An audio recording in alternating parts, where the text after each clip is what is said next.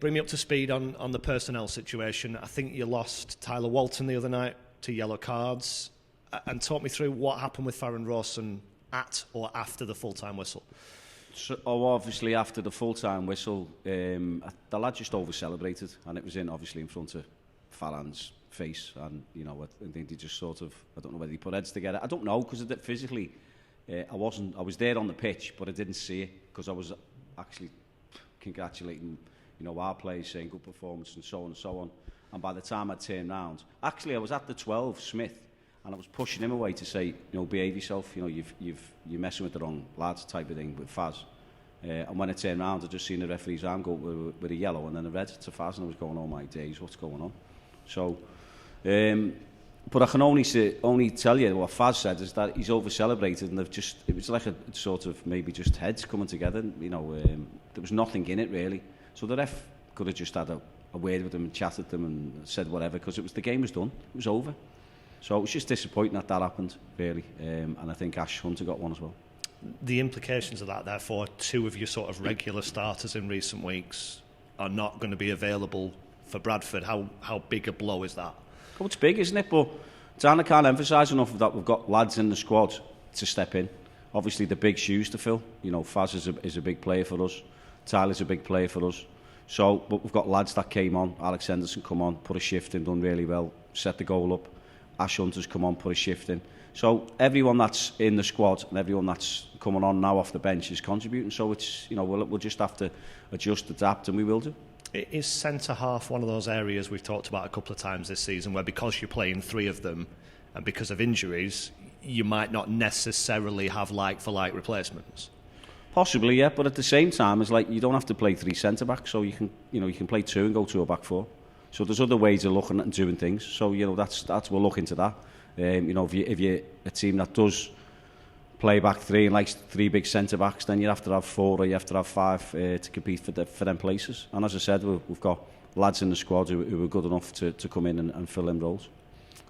Just without going too much into the specifics of the other night, how difficult has it been, the circumstances of the last two games, to take 2 points from a possible 6?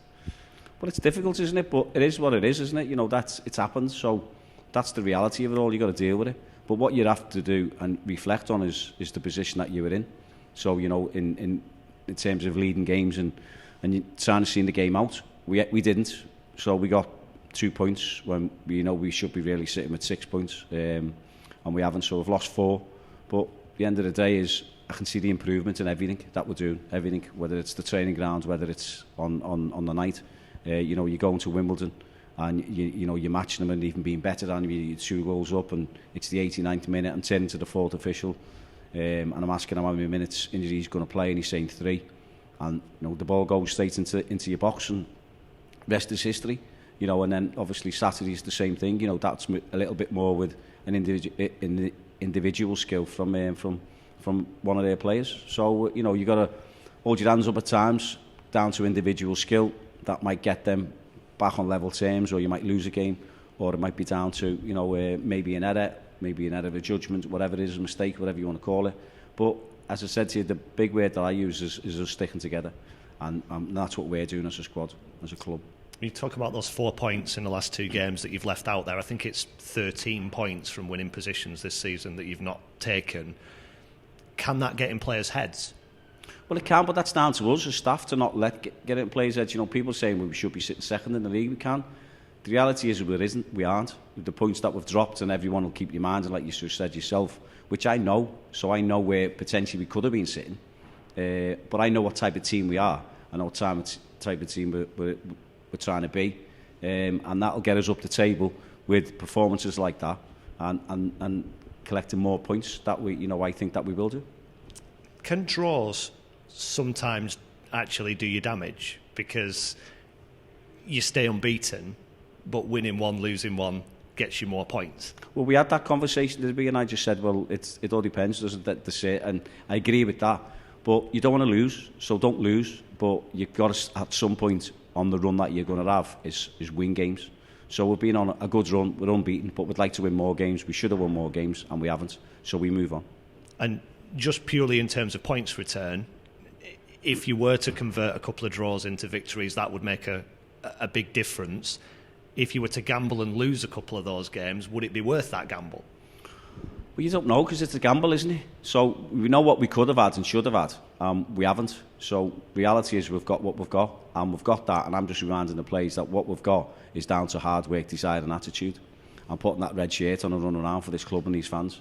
And, you know, we reflect on how we got the points. We reflect on how we lost points. And whether that's a draw, when you've got the points, a win, whatever that is. So we reflect. I know we're going in the right direction. I know we're doing really well. I know we're progressing. I know we're developing. I know we're getting stronger as a team and as individuals. So we'll keep doing what we've got to do to try and get 3 points on a match day. And I know you've said a few times, if you can't win the game, don't lose it, and sort of take that point and move on.